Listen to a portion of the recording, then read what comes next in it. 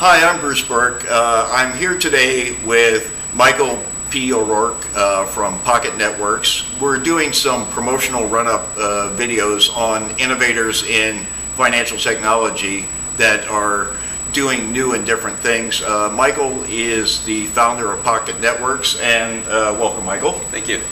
Thank you for having me. So, how did you start? What got you into what you're doing today, and we'll continue on from there.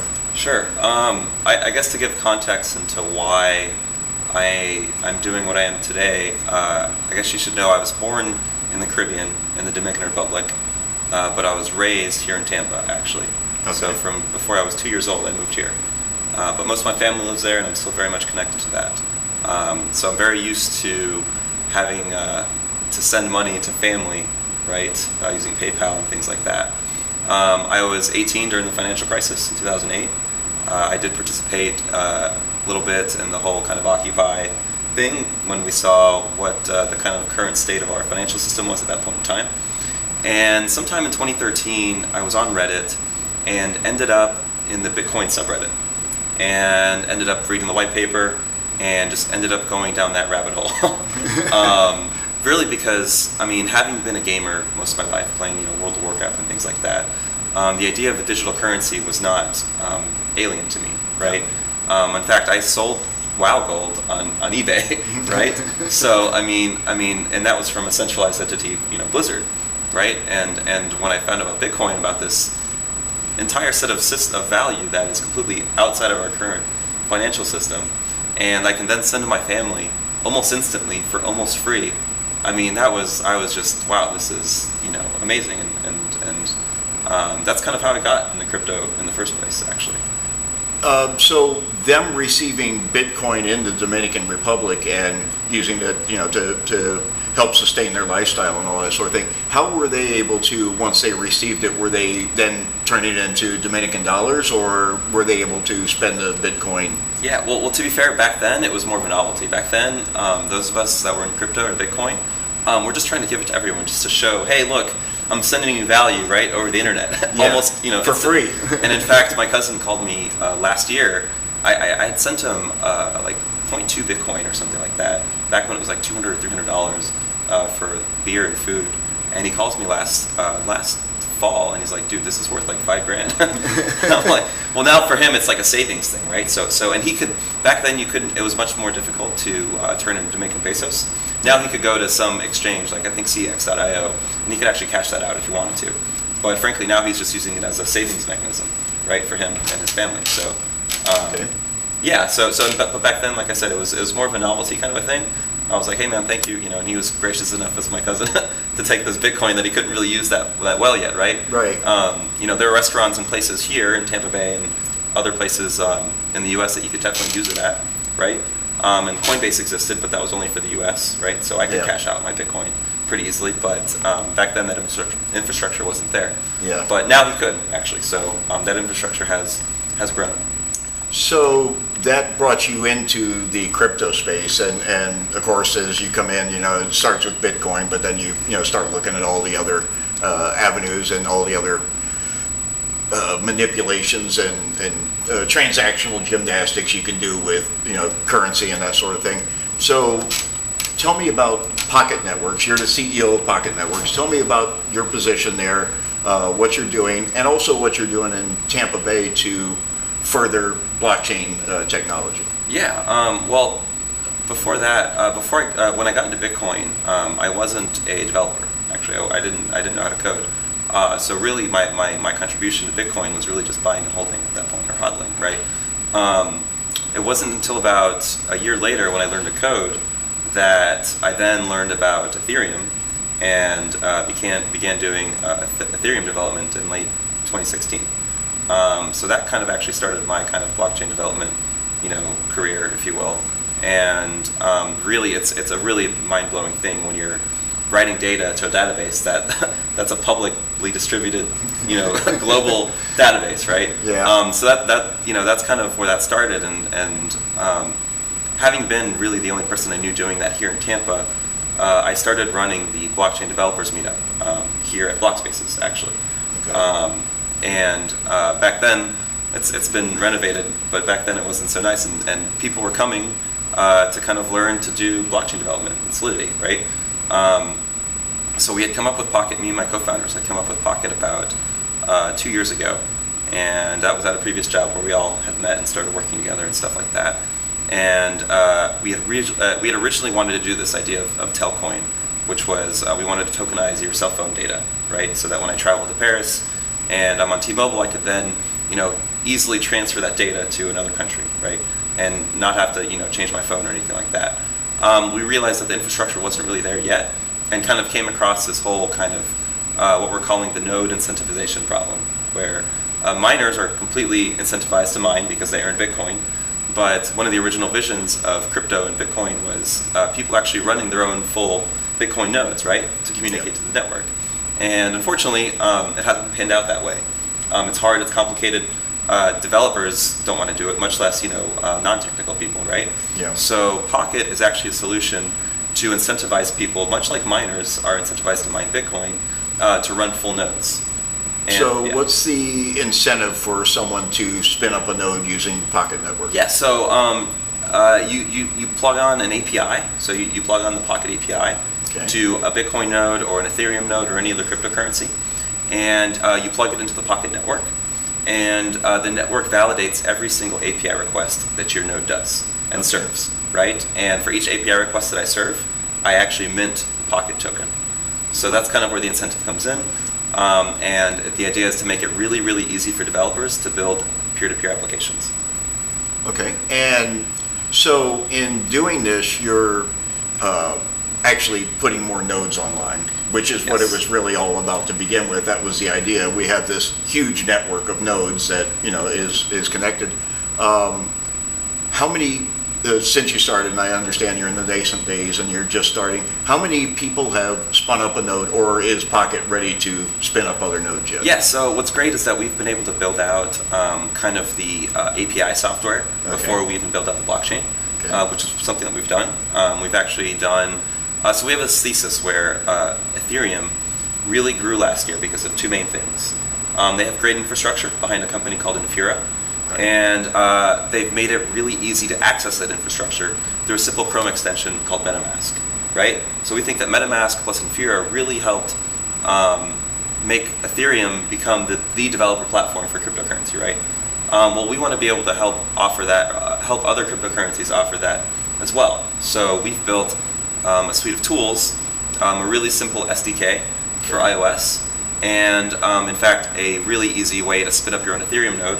It's a Docker container on Amazon Web Services, and you can actually spin up your own API in 10 minutes, actually, right? Wow. So we've built these two tools outside of our blockchain to kind of show people, hey, look at the cool things that you can build using Pocket, right? And because it's kind of like we're blockchain agnostic in the sense where all you have to do is write a plugin for any cryptocurrency, and all of a sudden, with one line of code, you can actually create a wallet, for example, right? Exactly. Like with our current Ethereum plugin, right? If you look, it's a Swift plugin, and quite literally with one line of code, you could create a wallet, right? So we want to kind of bring that ease to other developers, along with the infrastructure, to kind of allow other communities and developer innovations to kind of foster in the crypto space. And how many nodes have spun up using the we're very early. I mean, we've had 4 or 5 people spin up Pocket nodes. We've had a bunch of, a couple hundred downloads on NPM and things like that. But realistically, about 4 or 5 people are actually running something right now. Yeah. Cool. And supporting, no problems. I know it's software. There's always issues. Yeah. I'm not going. Well, yeah. If you're familiar with kind of Geth and Parity, which are the 2 Ethereum clients, they're very finicky. so there's entire other businesses kind of popped up to kind of help with that as well. So yeah. So now you've validated your proof of concept. People are working on it. People are using it, and you're moving forward. And of course, the event that we're talking about here, moving into, is all about the future of payments, 2020 and beyond, and we're only about a year out now. So what do you see in relation to your experience? Just learning about it. You started out on Reddit, you're learning about it, then you started getting into development, and then you developed, and now you're there. what do you see as the future both for your company and your group as a whole, right? And then also what do you see as the future of payments in relation to crypto and Pocket and, Yeah. So Pocket, we think there's definitely going to be a multi-blockchain future, right? And talking about payments, a key thing about payments is that any blockchain has liquidity for me to be able to, for example, even hold it, right? With Pocket, we think, especially among the edges, in the sense where, for example, I'm not necessarily paying you directly with dollars, right, using Venmo, but I'm paying you, or I'm trading you some game asset from League of Legends to trade into, to pay my electric bill using Grid Plus or something like that, right? So we kind of see almost not really a bartering system, but a way to really easily transfer value from different digital assets from one person to another, right? And Pocket's plan is to help facilitate that. So you're old enough to, have gotten into the early days. You spoke earlier with me off camera where you were talking about DigiCash and how that all eventually, came out to, being Bitcoin and that sort of thing. What do you see payments being like? Visionary, right? And the sky's the limit. I'm not trying to put anything in. What do you think in 2022? What's a payment going to look like to you? Yeah, a payment is probably going to be something that I'm not even thinking about, right? Where it's so abstracted where, because the beautiful thing about blockchain is that it enables a way to kind of capture value in ways that we haven't been able to today, right? So me browsing the internet, or me walking around, or me going into the store, I'll be earning Starbucks coin or whatever it is, and all of a sudden I'll have a wallet that can then immediately exchange and transfer that to the next service that I need or the next person that needs it, right? So for me, in the immediate future, I could see payments in that kind of a way where I'm not even thinking about it, right? You could see, higher value transactions. I'm buying a plane or something like that. That could be settled on the Bitcoin blockchain very easily, right? So yeah, but I really see kind of an opportunity where these kind of small micropayments, where I'm earning small amounts of cryptocurrency for my data on a daily basis, right? Could then kind of transfer into kind of this abundance mindset where in fact I'm not really paying for anything, but value is being transferred, if that makes sense, right? So as you're going through life, your activities in life are just automatically accruing credits. Yes. And because then the as you data's enter gone. a Starbucks, or just like opening the door to an Uber, essentially the clock starts ticking there. Correct. And then when you're done, you step out and no more clock, right? And, Correct. And so do you see any aspects or characteristics of cryptocurrency that really haven't been explored yet that you think will be a part of this, coming wave and that sort of thing? Yeah, I think so. A lot of people are mistaking Bitcoin about it being anonymous. It's really not. No. And only recently has this technology come out. One of them is called ZK Snarks, and the other one is this Mimble-Wimble technology, which, by the way, if you're in crypto and you're a fan of Harry Potter, it actually comes from, the name Mimble-Wimble actually comes from Harry Potter, which is one of the fun things about just being in the space in the first place. But I think this privacy technology where, for example, I am willingly giving my data, right, for that to be secured in a really sure way, I think that's what's going to enable this future that I just kind of explained. There's Zcash is using the core of the ZK Snark technology. Ethereum plans on implementing it. There's some other new cryptos coming out called Grin and Beam that I think are going to be really that are really privacy focused, that are a different take, different kind of a way to do it. But I think that's going to be the next big thing to be able to enable a new set of innovations in the space, for sure. I just learned of Beam, I think 2 days ago, and had done a post about it. One of the things I saw, and I don't know if you've seen that yet, is Honey Miner that I recently found out about. I think like within the last week. Honey Miner essentially allows your phone to participate in making. And I read a quote from a gentleman in Africa who, is essentially living on less than $2 a day, and he has the Honey Miner app on his Android phone now, and he's like, I'm saving money so I can buy, a computer, and by just letting his phone sit idle and mine while he, and it's pennies, to us, but to someone in an emerging market that's, trying to get up and trying to be more, it could be a godsend, and so, I think that this stuff is really good and it's really going to help a lot of people, but I think also in the same token, there's a lot of insecurity, with the centralized exchanges. There's a lot of fraud, in a lot of the ICOs and stuff like that.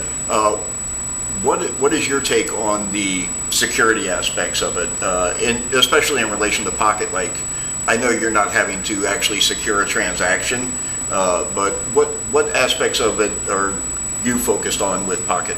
Yeah, so right now we're in the phase where, in the early days of America, you had people robbing banks, right? Yeah. And there was very little security, but it really didn't affect the integrity of the financial system, right? Exactly. But some bank might have lost, $10,000 or something like that. That's kind of the phase we're in right now, where as an industry, really the internet's been around since 95, Yeah. 93, right? In an official capacity, right? That's kind of where we are now. We're all learning, right? You've seen a bunch of big hacks on Ethereum, but what's great is that the technology and the ecosystem all has coalesced around a set of protocols and standards, right? Just like the internet has, right? Yeah. And these are tried and true tested kind of frameworks and of building things, right? And now we're seeing smart contracts hold, hundreds of millions of dollars, right? Without getting hacked, right? Yes, so the bigger it gets, the bigger the honeypot gets, but the better the security gets as well. And adding this monetary incentive behind core protocol development is something that's never happened before, right? No. So I expect the security to get much, much, much better over the next 10 to 20 years, just because anyone who decides to create a coin or a new protocol or anything like that, they're going to be forced to be secure, else they'll get hacked, right? Yeah. So the next person will learn from the previous person's mistakes and things like that. I think centralized exchanges definitely have their place in the ecosystem. I think Coinbase does a great job of onboarding new people into crypto, but once someone is ready for the next step, I do think that decentralized exchanges will be the future in a significant way, right? So a lot of the value will kind of get back to the people actually transacting, whereas the people making some money will be the people running kind of like a thin layer, right, to kind of provide those relay services, right? But yeah, decentralized exchanges are going to be very much the future, I think. Although that being said, I do think custodial services and things like that for the near future seem to be all, there'll be some trusted people always running that. I think there'll be some need for it. It's about where in the stack is the trust, right? Yeah. And you kind of want to remove that as low as possible. But as you kind of move up the stack, there inherently will be a little bit more trust involved. I'm seeing a lot of what feels like to me where the industry, although it's not a unified industry, there's a lot of disparate pieces.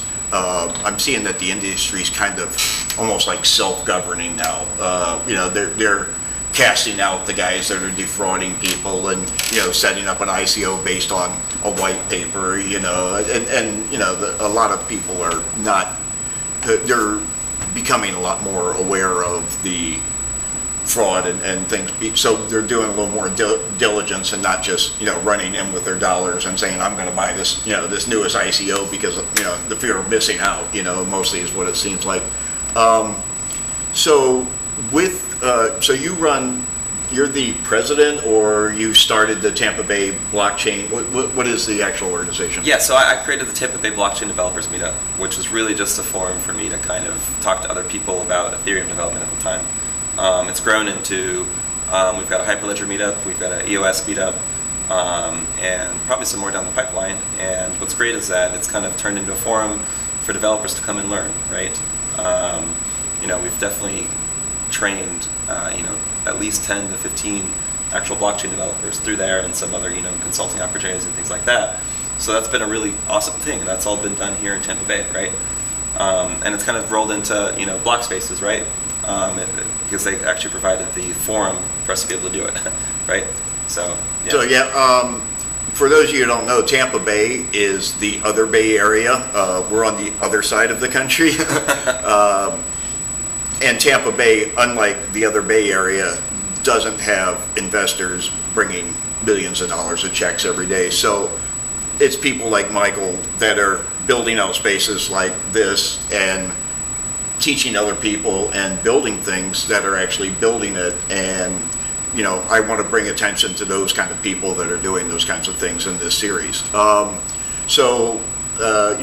As always with anything, I want you to let the audience know about Pocket, how they can get in touch with you, how they can get involved in the blockchain meetup, how they might be able to form their own blockchain meetup, how you went about it. And, I want you to kind of, promote your thing and let the people know. If you're in a space, if you're in an area where there's not too much blockchain going on, or especially with the technical part, you'll probably always find, traders and the financial stuff. But if you want to teach people, first you have to teach them, right? So the first meetup I ever did was kind of like an open code. So come work on your project. Problem was no one had the knowledge to work on their projects at that time. So if you want to do your own meetup, it's up to you to actually do the presentations, go through the tutorials, and frankly, it's a great way for you to learn as well, just by teaching, right? So I would say get started with that. Even if you have 2 or 3 people, that is a huge, and I'm telling you, if people are interested, they will come. We were doing this originally with no air conditioning. We had to bring fans. People were sweating, coding while I was doing a presentation. So really, don't worry about the space. I would just say as long as your content is good, it'll be worth it, right? Pocket, if you're a developer, go check out our GitHub. We've got, I think, 8 repos right now. All of it's open source.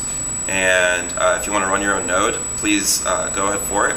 If you want to build your own iOS application, we've got an iOS SDK with an Ethereum plugin that you can, like I said, with 1 line of code, create a wallet, right? So if you want to get into Swift development, our Android one is going to be coming in the next couple months.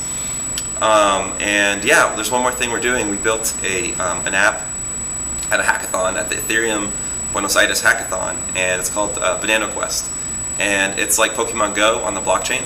So you're going to earn these unique bananas and for completing quests, right? So you just walk over to a place, you complete the quest, and it's actually a rare banana that the quest creator decided, okay, only the first 2 people to complete the quest actually get this banana. So it's a really fun way. In fact, the entire app itself is open source on our GitHub too. So if you want to use that and try it out, please feel free and use it as an example to build your own apps. So check out our website. It's POKT.network, and if you want to reach any of us, it's first name at the website. So that's probably the best way to reach us. Also Twitter. I'm a big Twitter user, so you can find me on Twitter as well. Thank you, Michael. So Michael and his group, some of his startups that are working here within the space are going to be present at the Pay conference in Miami in spring of 2020. And I want to invite you to, you personally, and of course, some people that we somehow come to select, and we want everyone involved in this, and I look forward to seeing everyone there. I really appreciate your time today. I know you're, hard at it, and you're really trying to get things going here. I think you're doing a fantastic thing here in Tampa Bay, and I really am grateful for the opportunity to put the word out there for you. Thank you. No, this has been fun. Thank you. Thank you. Have a great day. Thanks.